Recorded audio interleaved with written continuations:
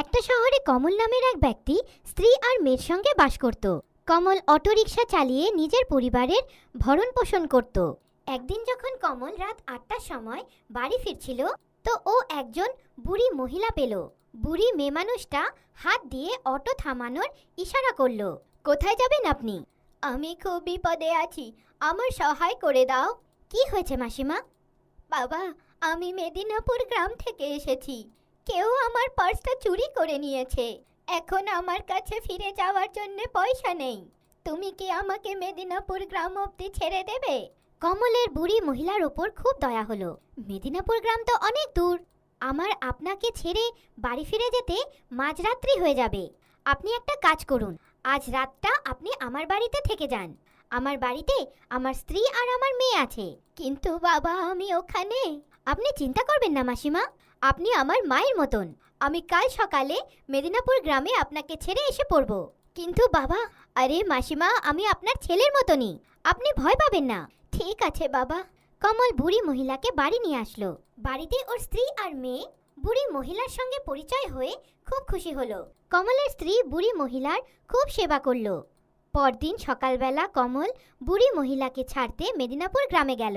নিন মাসিমা, আপনার বাড়ি এসে পড়েছে। অনেক অনেক ধন্যবাদ বাবা, তুমি খুব ভালো। আসো, ভেতরে চলো। না মাসিমা, আমার ফিরে যেতে দেরি হয়ে যাবে। আমি আসি গিয়ে। দাঁড়াও, তোমার পয়সাটা তো নিয়ে যাও। আরে মাসিমা, কেমন কথা বলছেন আপনি? মায়ের কাছ থেকে কেউ পয়সা নেয়নি কি?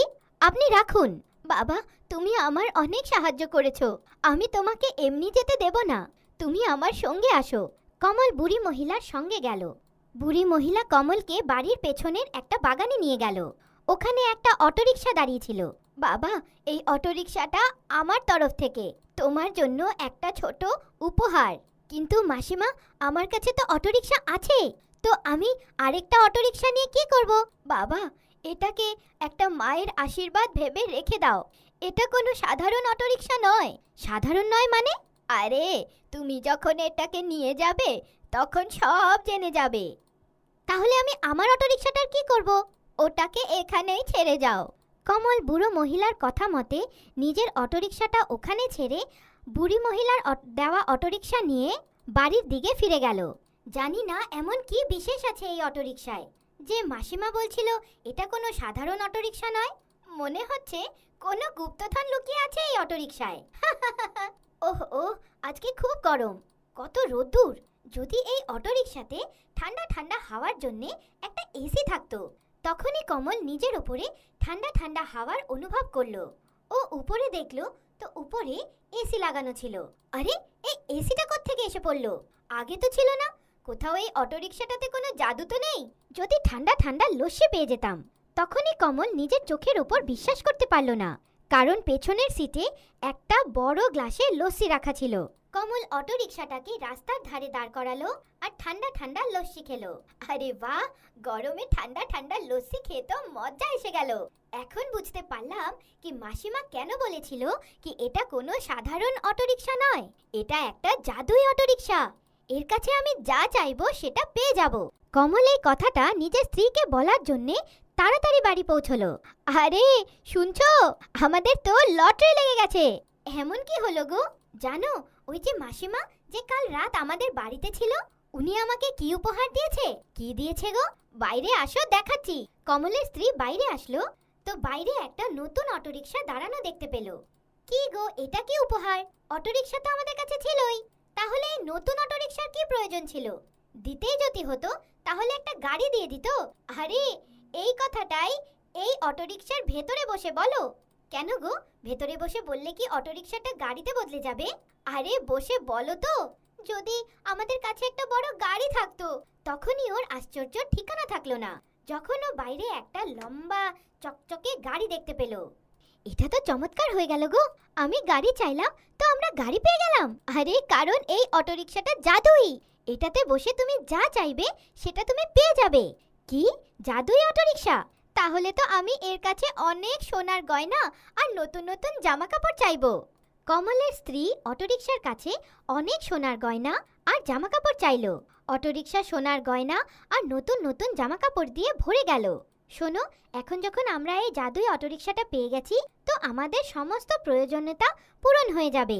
এখন তোমার অটোরিকশা চালিয়ে চালিয়ে এদিকে ওদিকে ঘোরাফেরার দরকার নেই। তুমি ঠিক বলছো ভাগ্যবান। এখন আমার এদিক ওদিক ঘোরার কোনো দরকার নেই। এখন তো আমাদের কাছে সব কিছু হবে, বড় ঘর, গাড়ি, নতুন নতুন জামাকাপড়, জুতো, সব কিছু। কমল যেই যেই জিনিসের নাম নিচ্ছিল সব কিছু ওর সামনে এসে পড়ল। কমল অনেক বড় লোক হয়ে গেল।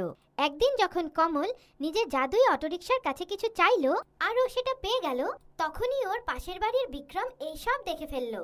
আচ্ছা, এখন বুঝতে পারলাম এই মামুলি অটোরিকশা চালিয়ে এত তাড়াতাড়ি এত বড় লোক কেমন করে হয়ে গেছে ও। এইসব এই জাদুই অটোরিকশার চমৎকার। আজকে রাত্রেবেলা যখন সবাই ঘুমিয়ে পড়বে, আমি চুপচাপ ওর জাদুই অটোরিকশাটা চুরি করে নেব আর ওর জায়গায় একটা সাধারণ অটোরিকশা দাঁড় করিয়ে দেব। রাত্রিবেলা বিক্রম কমলের অটোরিকশাটাকে একটা সাধারণ অটোরিকশার সঙ্গে বদলে দিল। বিক্রম অটোরিকশাটাকে অনেক দূরে নিয়ে গেল। আমার একটা বড় গাড়ি চাই। বিক্রম গাড়িটার অপেক্ষা করতে থাকলো, কিন্তু কোনো গাড়ি আসলো না। আমার একটা বড় গাড়ি চাই, কিন্তু কোনো গাড়ি আসলো না। বিক্রম অটোরিকশার কাছে অন্য জিনিসও চাইলো, কিন্তু ও কিচ্ছু পেল না। আরে, এই অটোরিকশাটা তো একটা সাধারণ অটোরিকশা, এতে তো কোনো জাদুবাদু নেই। তো আমি যে দেখলাম কমল অটোরিকশার কাছে জিনিস চাইছিল, ওটা কি ছিল?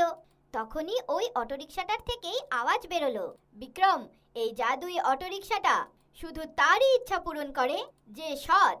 তুমি এটা কমলের কাছ থেকে চুরি করেছো, তাই এটা তোমার কোনো ইচ্ছা পূরণ করবে না। তোমার যা চাই কমলের কাছে বলে দাও, আর যখন ও অটোরিকশার কাছে চাইবে তখন তুমি ওই জিনিসটা নিশ্চয়ই পাবে।